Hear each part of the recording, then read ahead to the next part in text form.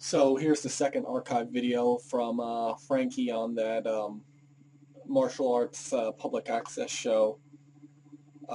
He talks about the history of the ninja and the geography of Japan and the families that,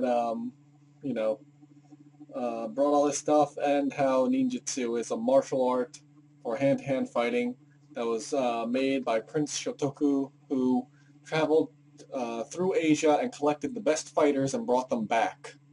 So, enjoy. Shidoshi Frank Dukes. It's a pleasure having you with us here in Martial Arts Today show again. I'm going to get right into it, and that is, you're looking good. Now, last time you were on the show, you had a beard, and you look fit, but man, you leaned out, you look tough, you shaved your beard off. How are your workouts? How are things going?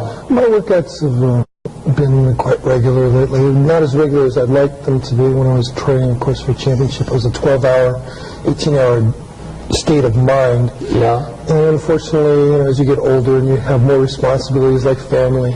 Yeah. And your school, how's your school going? It is doing excellent. In fact, I'm very lucky because I'm one of the few, I guess, martial artists that attracts people from all over the world. Yeah. And so I get, not only do these people come to train, they always bring something with them, so I'm always able to learn from whoever it is I'm teaching as well, which is really, I find, a real benefit. All right. Now, although you have, a very firm, solid background in ninja, and we know that the ninja styles have been really abused and overused, but you are a truly qualified ninja stylist, but your school style is Dukyu.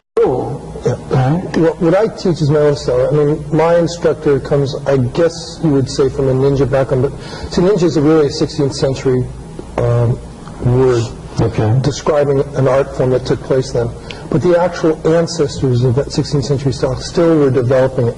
They later became known as Rappa, Supa, and in the 1900s, Kampai Tai. Okay.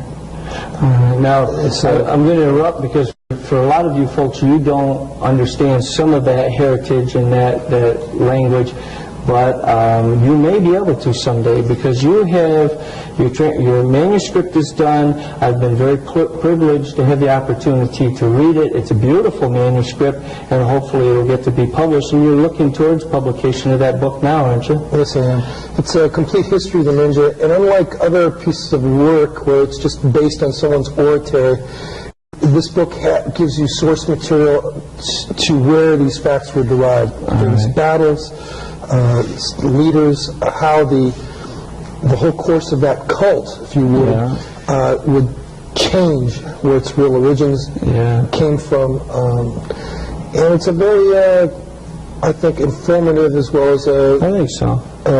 Is an interesting book to read. Yeah, I think, for some people that realize, I taught history for many years in public education system before I went into administration, and history can be boring only because, there's so many facts and figures, but your book is laid out, the manuscript that I've seen is laid out so that it's interesting, it's informative, and yet it's filled with pieces of information that are very fact-oriented, so it's really got a nice flow to it. I think it's well done. Well, I'm very proud of it. And again, there's so many different ways to approach history.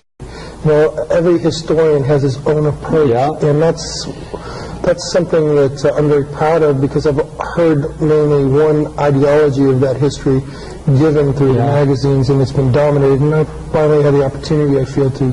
Yeah. Yours is truly a presentation of history as the study of people rather than facts and dates, and it shows